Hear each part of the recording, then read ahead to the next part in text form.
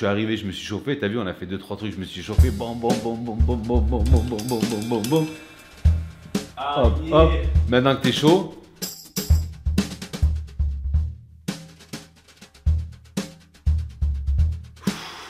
c'est parti, tu peux appuyer sur la ding. Première reprise.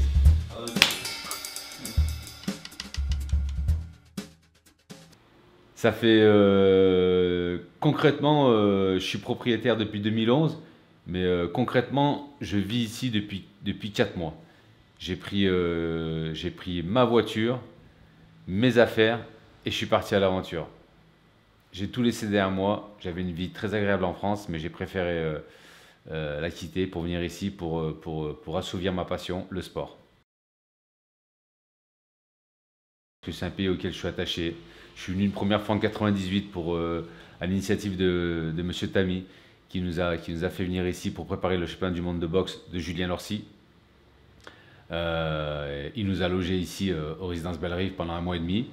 Il a tout mis à notre service pour qu'on puisse se préparer dans les bonnes conditions. Et Julien a gagné ce jour-là, donc finalement ça a été du 100% BF. Moi j'étais son sparring partner.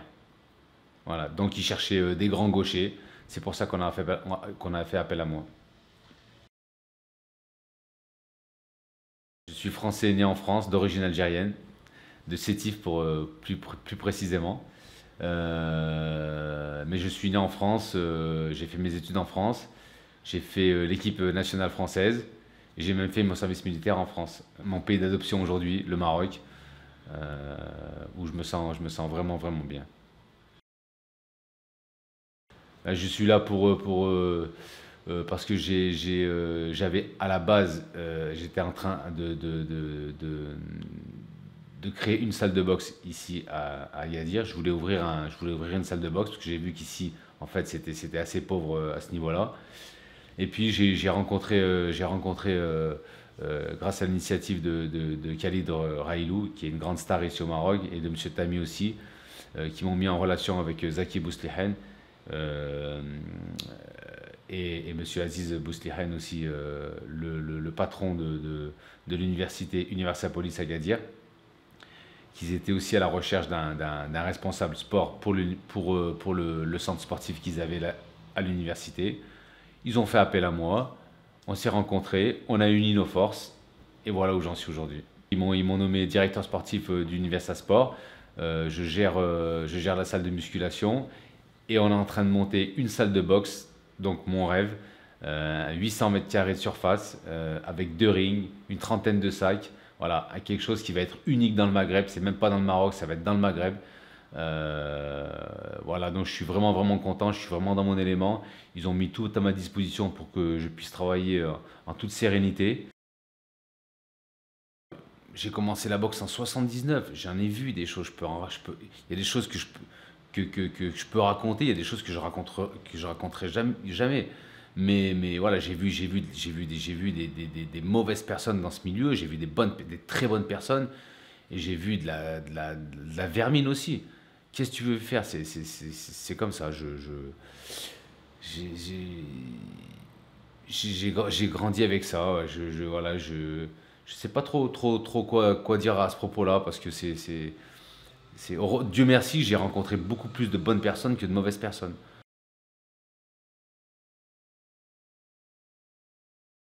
Qu'est-ce qui m'a manqué? C'est ce jour de combat de septembre 97, où je suis classé numéro 1 européen, où je suis aux portes du championnat d'Europe, où je suis invaincu en 23 combats, 23 victoires, et qu'on me fait prendre des risques contre un Hongrois qui était très dur, et où je perds ma place, où je perds ce combat-là, alors que je suis un espoir de la boxe française.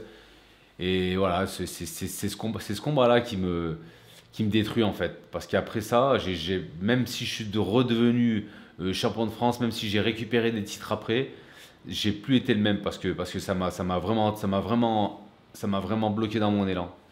Voilà, ça a été un mauvais choix de carrière de la part de mon entourage. Voilà, je vais pas viser des gens, Mais moi déjà à l'époque, j'aurais dû dire non, ce gars-là, je veux pas le rencontrer, ou j'aurais pu mettre mon point sur la table, mais est-ce que moi j'avais les capacités de dire, j'étais jeune, de dire non, je veux pas faire ce combat.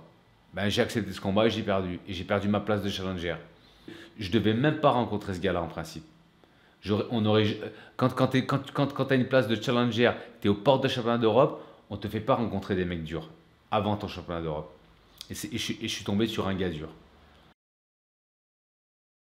Ça m'a beaucoup travaillé, ouais. Après ça, ça a été très difficile. Vous savez, moi, j'ai 36 combats, j'ai 31 victoires. Donc, j'ai que 5 défaites dans ma carrière.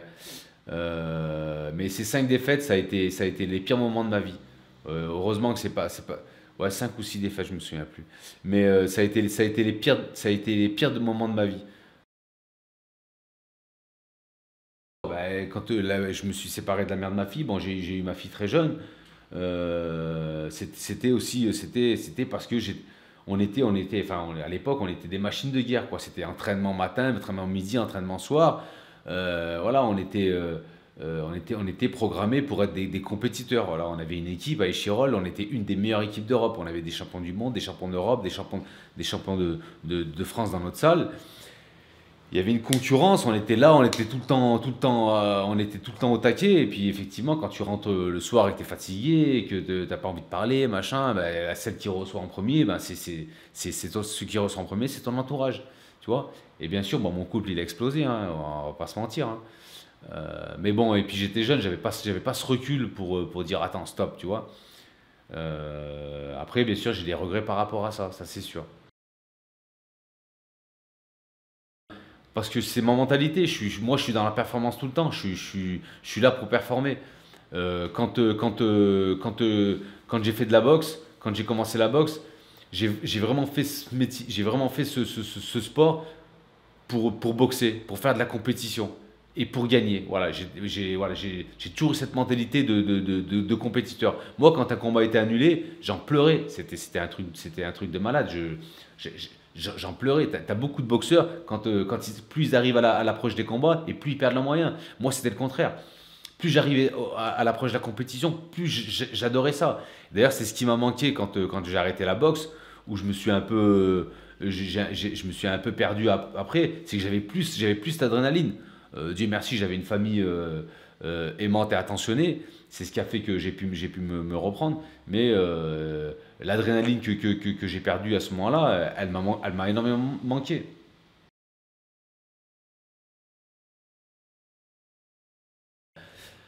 Elle a laissé beaucoup de séquelles aux boxeurs. Moi, j'ai eu de la chance d'avoir de très bons éducateurs. Mon premier éducateur, Frédéric Ruiz, et mon deuxième éducateur, qui a été Jacques Dufresné, et puis tous les autres qui sont arrivés derrière, qu'ils ont su me protéger. Et puis, ils m'ont fait prendre une boxe où je prenais très peu de coups. J'avais le sens de l'esquive, le sens du déplacement. Voilà, où ils m'ont vraiment appris la panoplie de la boxe, éviter les coups. Il y a beaucoup de boxeurs qui sont atteints. Il y a beaucoup de boxeurs qui sont atteints, qui flippent. Ouais. Moi, je suis content parce que je suis resté 28 ans dans ce milieu et je m'en sors pas trop mal. T'as des mecs en 5-6 ans, peut-être en 10 ans, déjà ils ont plus de tête. Ils ont les arcades tout éclatées, les machins, ils ont du mal à parler. Voilà. Après, quand ils arrêtent, ils se mettent à l'alcool, machin, tout ça. Ils recherchent en fait l'adrénaline qu'ils avaient. Souvent, les boxeurs, c'est pour ça que tu as beaucoup de boxeurs qui finissent alcooliques ou drogués, parce qu'ils recherchent ce qu'on appelle, c'est l'endorphine. Ils recherchent cette adrénaline. Ils ont un besoin. Ils ont un besoin d'adrénaline et ils vont le chercher dans les paradis artificiels. Tu vois. Alors que nous, c'était pas artificiel. L'adrénaline, tu l'avais en boxant. Tu l'avais quand tu préparais un match. Tu l'avais dans les vestiaires avant de monter sur le ring. Quand les mecs ils venaient, ils frappaient, ils te disaient allez, dans 5 minutes, c'est à toi. Quand t'avais 1500, 2000 personnes qui attendaient que tu montes sur le ring. Non, alors ça, franchement, non, pas du tout. Euh, Il y a une petite anecdote parce que j'étais là pendant la Coupe du Monde et j'ai vu que, quand je rentrais dans les bars et que je voyais que tous les Marocains regardaient l'Algérie, quand ils marquaient, sautaient en l'air. Ça m'a vraiment, vraiment fait chaud au cœur.